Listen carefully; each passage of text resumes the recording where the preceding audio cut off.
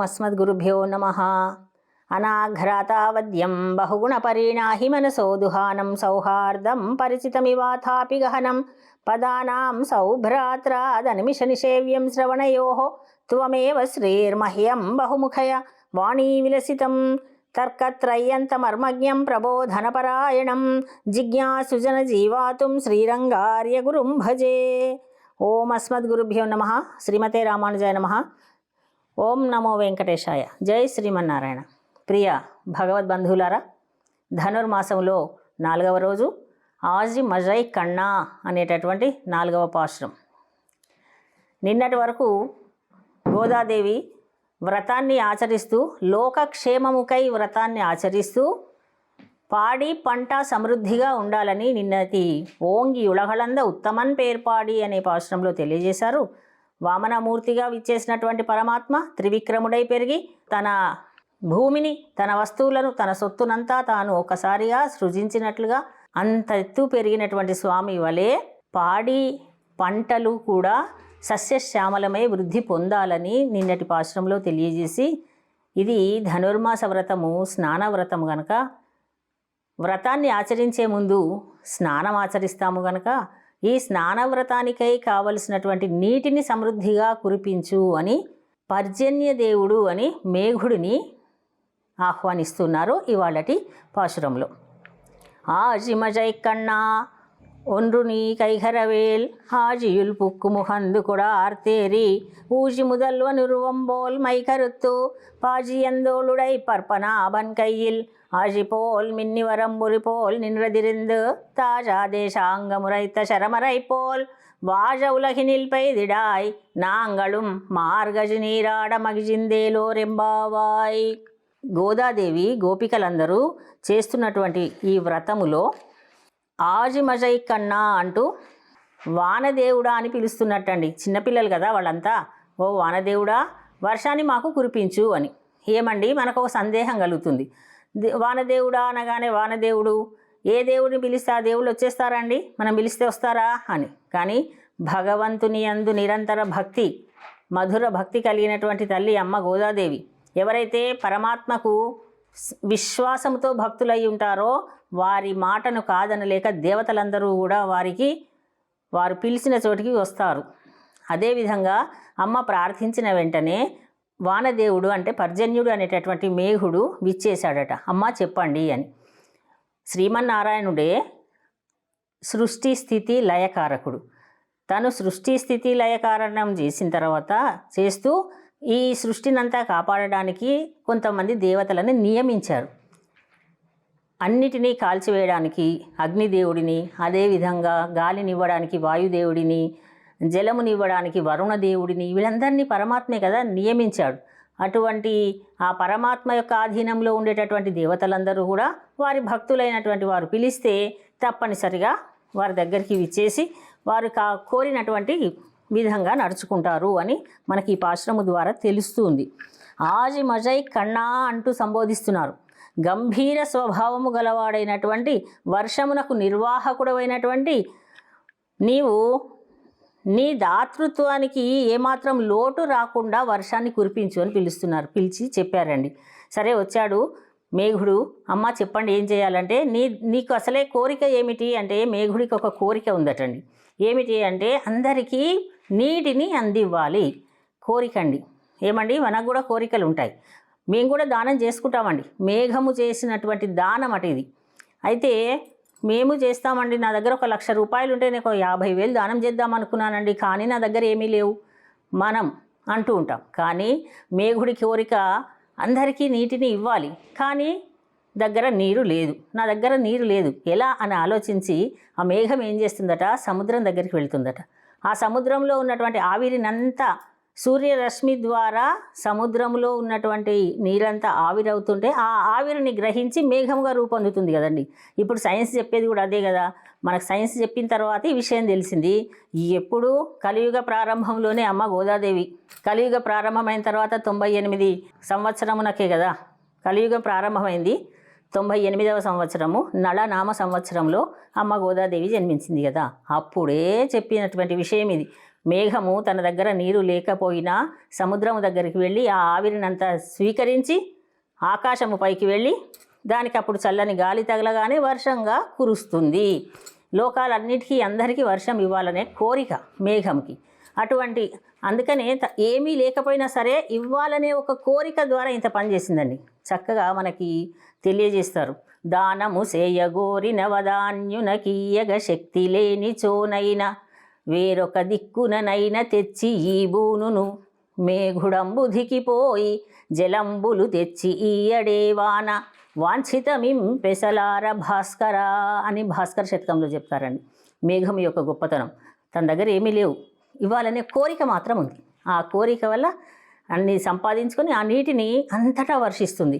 తరతమ భేదం లేదు. అమ్మో వీళ్ళు మావాళ్ళు, వీళ్ళు కారు, ఇక్కడ కురవాలా, ఇక్కడ కురకు అనేది లేదండి. సముద్రంలో అయినా కురుస్తుంది, పంటలపైన అయినా కురుస్తుంది, కొండలపైన కోనలపైన, గ్రామంలో కురుస్తుంది, అంతటా కురుస్తుంది సమానంగా. ఆ విధంగా నీవు నీ దాతృత్వానికి లోటు రానివ్వు. పెట్టేటప్పుడు ఇలా పెట్టాలని చక్కగా చేయి చాచి పెట్టు, ముడుచుకోకు చేతిని అని చెప్తారు కదా. ఆ విధంగా నీవు వర్షాన్ని చక్కగా కురిపించు. అయితే ఆ కురవడం కూడా ఎలా కురిపించాలో కూడా తెలియజేస్తుందండి అమ్మ. అయితే నీటినంతా సముద్రము ఆజియుల్పుక్కు నడి సముద్రంలోనికి వెళ్ళు. ఆ నడి సముద్రంలోనికి వెళ్ళి అడుగు దాకా వెళ్ళు. పై నీళ్ళని తీసుకోవడం కాదు, అడుగు దాకా వెళితే ఎక్కువ నీటిని గ్రహించగలుగుతావు. ఎక్కువ నీటిని గ్రహించు. ఆ తర్వాత వెంటనే ఆకాశము వరకు ఎత్తుకు వెళ్ళు అని చెప్తున్నారు. ఆజియుల్పుక్కు ముఖందు కొడు ఆర్తేరి పై దాకా వెళ్ళు. నడి సముద్రంలో నుండి నీటిని స్వీకరించి ఆకాశంలో పై వరకు ఎత్తుగా వెళ్ళి అక్కడ వెళ్ళిన తర్వాత ఆర్తు ఏరి అంటారు, గర్జించు.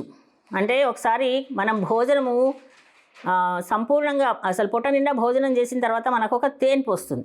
ఎలాగైతే ఆహారం సంపూర్ణంగా స్వీకరించిన తర్వాత తేన్పు ఎలా వస్తుందో అదేవిధంగా నీవు స్వీకరించినటువంటి మేఘం నీటిని అంతా సంపూర్ణంగా స్వీకరించిన తర్వాత గర్జిస్తుందట. అందుకని మనకి తేన్పు రావడం దేనికి గుర్తు? సరిపోయింది ఆహారము అని చెప్పడానికి కదా. అదేవిధంగా నీవు ఆకాశంలోనికి వెళ్ళి ఒక్కసారి గర్జించు. ఆ గర్జన ఎలా ఉండాలో మళ్ళీ పోలిక చెప్తున్నారండి. ఊజి ముదల్లు అనురువంబోల్ మైకరుత్తు. కాలాది సర్వ పదార్థాలకు కారణమైనటువంటి వాడు శ్రీమన్నారాయణుడు. శ్రీమన్నారాయణమూర్తి యొక్క దేహము వలె నీవు నల్లగా మారు. శ్రీమన్నారాయణుడు నీలమేఘ శ్యాముడు. ఆ శ్యామల వర్ణాన్ని నీవు సొంతము చేసుకొని, అంటే గోదాదేవి మనం ఒకటి గమనిస్తే ప్రతి అంశంలో పరమాత్మ యొక్క తత్వాన్ని, ప్రతి అంశంలో పరమాత్మ యొక్క స్వరూపాన్ని గుర్తిస్తూనే ఉంటుందండి. భగవంతుని వీడి ఒక్క మాట పలకదండి. 30 పాశురాలలో ప్రతి పాశురంలో అమ్మవారు పరమాత్మ యొక్క నామాన్ని తీసుకొని వస్తుంది. పరమాత్మ నామం లేకుండా ఏ పాశురము ఉండదు. అంత భక్తి కలిగినటువంటి తల్లి. అలా పరమాత్మలాగా నల్లగా మారు. నల్లని మేఘాలు మనకు ఆకాశంలో కనిపిస్తే ఏమంటాం? అమ్మో చాలా మబ్బు చేసింది, ఇంకా వర్ష సూచన వస్తుంది, చాలా వర్షం పడేటట్టుంది, వెళ్ళండి పైన ఏవో అప్పడాలు వడియాలు అన్నీ తీసుకొని రండి అని మనం సర్దుకొని ఎలాగైతే ఉంటామో ఆ విధంగా నువ్వు నల్లని మేఘము, కారు మబ్బులు అంటుంటారు, అలా అయి ఆకాశంలోనికి వెళ్ళు. అక్కడి నుండి ఏం చేయాలి? పాజియుందోళుడై పర్పనాభన్ కయ్యిల్. అక్కడి పైకి వెళ్ళిన తర్వాత పర్పనాభన్ కయ్యిల్ ఆజిపోల్ మిన్ని అంటున్నారు. ఆ పైకి వెళ్ళి అక్కడి నుంచి వర్షించు. ఏ విధంగా వర్షించాలి అంటే, ఆ పద్మనాభుడు శేషతల్పం పైన పవళించి ఉన్నటువంటి స్వామి నాభి అందు పద్మము ఉంటుంది కదా, అందుకని స్వామికి పద్మనాభుడు అని పేరు. ఆ పద్మనాభుని యొక్క చేతిలో చక్రం ఉంటుందండి, మెరుస్తూ ఉంటుంది. ఆ చక్రము వలె ఒక్కసారి మెరువు. ఇందాక గర్జించమన్నారు, ఇప్పుడు మెరవాలి. అంటే ఏమిటి అవి? మనం ఏమంటాం లోకంలో? ఉరుములు, మెరుపులు. మబ్బు చేసినప్పుడు ఆకాశంలో నుండి వచ్చేటటువంటి ధ్వని, ఆ మెరుపు, ఆ రెండింటిని కూడా తెలియజేస్తూ ఉన్నారు. ఎలా మెరవాలి అంటే, పరమాత్మ చేతిలో ఉండేటటువంటి చక్రం ఎట్లా మెరుస్తూ ఉంటుందో ఎలా ఉంటుందండి? చక్రమునకు సుదర్శన చక్రం అని పేరు. స్ఫురత్ సహస్రార శిఖాతి తీవ్రం సుదర్శనం భాస్కర కోటి తుల్యం. సూర్య భగవానుడిని ఒక్క సూర్యుడు ఉంటేనే చూడలేం, అటువంటిది కోట్ల కొలది సూర్యులు ఉదయిస్తే ఎలాంటి వెలుతురు ప్రకాశం లభిస్తుందో అట్లా ఉంటుందట అండి సుదర్శన చక్రం. ఆ చక్రము వలె ఒక్కసారి మెరువు. అప్పుడు మేఘము వర్షం కురవడానికి సిద్ధంగా ఉంది అని తెలుస్తుంది లోకమందరికీ. ఆచార్యుడితో పోలుస్తారండి. మేఘం అంటే ఇక్కడ ఆచార్యునితో పోలవడం. పైనంతా మామూలు కథలాగా అనిపించిన ఈ ఈ దివ్య ప్రబంధంలో అంతరార్థంగా గమనిస్తే మనకు భగవతత్వము, దాని గురించి తెలియజేసేటటువంటి ఆచార్యతత్వము స్పష్టంగా కనిపిస్తూ ఉంటుంది. దానితో పాటుగా ఈ మానవ లోకమంతా తరించేటటువంటి మార్గం, ఇవన్నీ మనకు కనిపిస్తూ ఉంటాయి. మేఘాన్ని ఆచార్యుడితో పోలుస్తారు. ఆచార్యులు ఏం చేస్తారు? భగవంతుని యొక్క తత్వం అంతా తెలుసుకున్నటువంటి వారు, తెలుసుకున్నటువంటి భగవత్ తత్వాన్నంతా కూడా వారి దగ్గరికి విచ్చేసినటువంటి శిష్యులందరికీ కూడా, వాళ్ళు అడిగారా అడగలేదా అని కాదు, వాళ్ళందరికీ తెలియజేస్తూ ఉంటారు. అదేవిధంగా నీవు ఆకాశము వరకు వెళ్ళి చక్కగా వర్షించు అంటున్నారు. వలం బొరిపోర్ నింద్రదిరెందు, అక్కడి దాకా వెళ్ళిన తర్వాత ఒక్కసారి గర్జించు. పరమాత్మ చేతిలో ఉన్నటువంటి శంఖము వలె గర్జించమంటున్నారండి. శంఖం ఉంటుంది. ఆ శంఖం పేరు పాంచజన్యం. స్ఫురత్ సహస్రార శిఖాతి తీవ్రం సుదర్శనం భాస్కర కోటితుల్యం సురద్విషాం ప్రాణ వినాశ విష్ణో చక్రం సదాహం శరణం ప్రపద్యే అని మనం పంచాయుధ స్తోత్రంలో మనం ప్రతిరోజు పఠిస్తూ ఉంటాం. అటువంటి సుదర్శన చక్రము, ఆ తర్వాత విష్ణోహ శ్రీ మహావిష్ణువు చేతిలో ఉండేటటువంటి తెల్లనైనటువంటి శంఖము వలె. శంఖం అంటే చాలా ఇష్టమటండి మన గోపికలకి కూడా. ఎందుకంటే ఎప్పుడు పరమాత్మ శ్రీహస్తములో వేంచేసి ఉంటుంది. పరమాత్మ యొక్క అధరములయందు ఉండి దానిలో స్వామి యొక్క ఉచ్ఛ్వాస నిశ్వాసల ద్వారా ధ్వనిస్తుంది. నువ్వెంత అదృష్టం చేసుకున్నావమ్మా అంటారు శంఖాన్ని గురించి. ఆ విధంగా శంఖము యొక్క ధ్వని విన్నంతనే ఏమవుతుందట? శత్రువులందరూ భయపడి పారిపోతారు. భక్తులైతే ఆనందిస్తారు ఆ ధ్వని విని. అటువంటి శుభాన్ని కలిగించేటటువంటి శంఖనాదము వలె గర్జించు అని తెలియజేశారు. ఆ తర్వాత చెప్తున్నారు తాజాదే షాంగమురైత శరమరైపోల్. అప్పుడు వర్షాన్ని కురిపించు, కురవాలి వర్షం. వాజవులహి నిల్పై దిడాయ్, స్వామి దగ్గర ఉండేటటువంటి విల్లు షార్ంగం. ఆ షార్ంగం అనేటటువంటి విల్లు నుండి వచ్చేటటువంటి బాణ పరంపరలాగా వర్షము కురవాలి.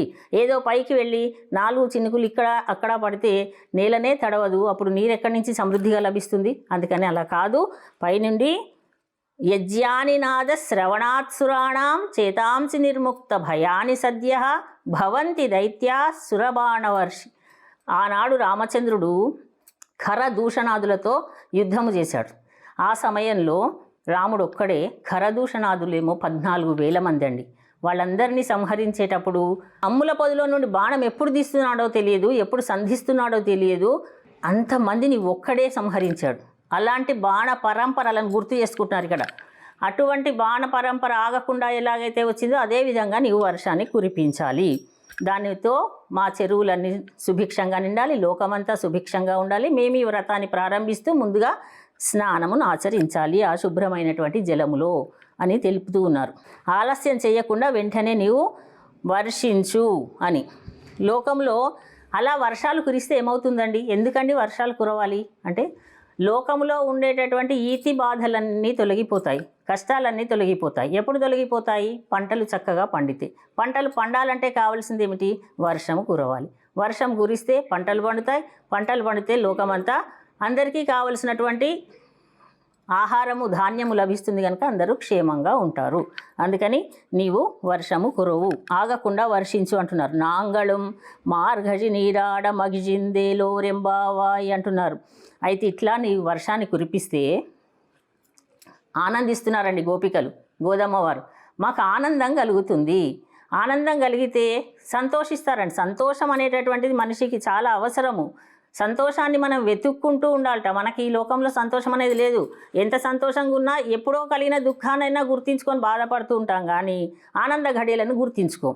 కానీ గోదాదేవి ఆహా ఎన్ని రోజుల తర్వాత మనందరం కలుసుకున్నామని ఒకరినొకరు చలికాళ్ళ గోపికలందరూ కలుసుకొని ఆనందపడుతూ ఉన్నారు, సంతోషిస్తున్నారు. ఇంత మంచి రోజులు మనకు వచ్చాయి కదా, ఈ వ్రతము అనేటటువంటి మిషతో అందరూ కలిసిమెలిసి ఉంటూ ఉన్నాము. నీవు వర్షాన్ని కురిపిస్తే ఇంకా ఆనందిస్తాం అని ఈ విషయాన్ని చెబుతూ, అయితే ఇందులో ముఖ్యంగా వర్షాది దేవతను ప్రార్థన చేస్తూ చెప్తున్న అంతర్లీనంగా ఉన్నటువంటి విషయం ఏమిటి అంటే, మేఘమునకు ఆచార్యునకు పోలికలు చెప్పారు. ఆచార్య మేఘమా కరుణవాన కురియుమా అంటారు. అందుకని ఆచార్యుడే మేఘం అండి. కరుణ అనేటటువంటి వర్షాన్ని కురిపిస్తారు. వారి యొక్క శిష్యులందరికీ కూడా ఉత్తమోత్తమమైన మార్గాన్ని సూచిస్తారు.